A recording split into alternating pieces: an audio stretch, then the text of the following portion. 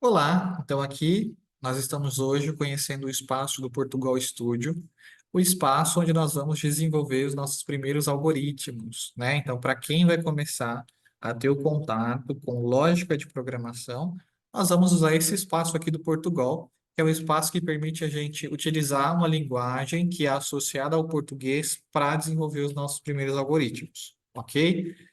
A gente não está trabalhando uma linguagem de programação específica, a gente está trabalhando uma lógica de programação nesse espaço que é associada ao português. E, né, na medida que a gente for trabalhando, a gente vai perceber também que a estrutura, ela é um pouco parecida com algumas outras linguagens, mas a princípio aqui nós estamos trabalhando lógica de programação, ok? É bem intuitivo. Quando a gente abre aqui o Portugal Web Studio, a gente tem um menu que permite que a gente crie o espaço para programar, busque um código que a gente já tenha feito, salvo no computador, que a gente abra exemplos também. Então, tem exemplos que a gente pode utilizar e inserir nos nossos algoritmos, verificar como que acontece a solução de um algoritmo em determinado caso, enfim, é algo que vale a pena explorar também. Eu vou clicar aqui em novo arquivo para que a gente desenvolva, então, o nosso primeiro algoritmo. Deixa eu só fechar aqui, acabei abrindo duas.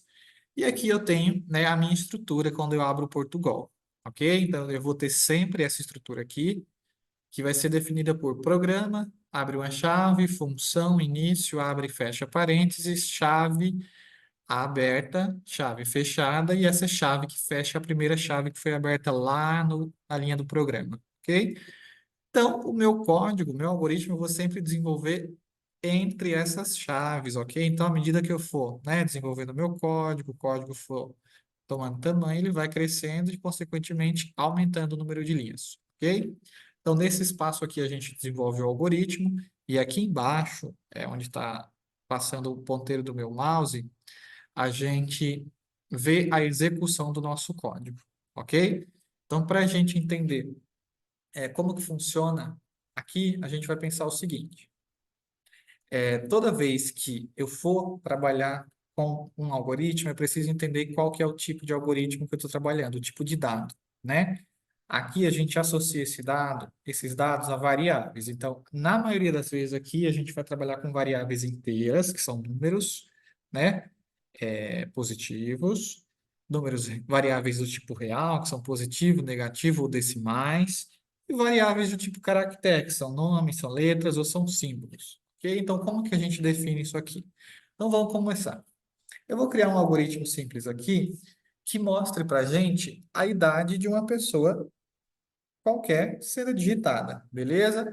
Então, para iniciar, eu vou sempre pedir para o meu Portugal definir a variável. Então, a idade é um número inteiro. Eu vou digitar inteiro e vou colocar aqui, ó, idade. Ok. Vou pedir para o meu computador escrever, digite a idade. O computador ele vai ler a idade que foi digitada. Então, eu vou mencionar a variável que foi armazenada, que é a idade. E aqui no final, eu vou pedir que a idade digitada foi.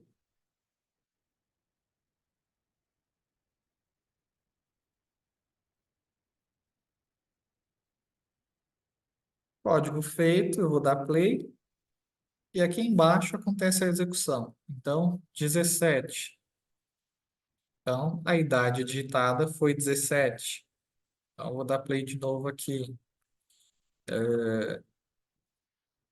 65. A idade digitada foi 65.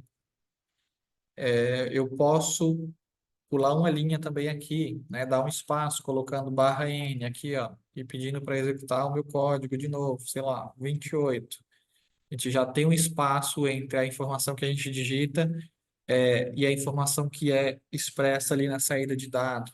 Então, esse é um exemplo básico de como funciona o espaço, como que a gente fez para inserir uma variável, né, dentro do seu tipo e desenvolver um algoritmo que explique o funcionamento da resolução desse problema, ok? Então, nos vemos na próxima aula.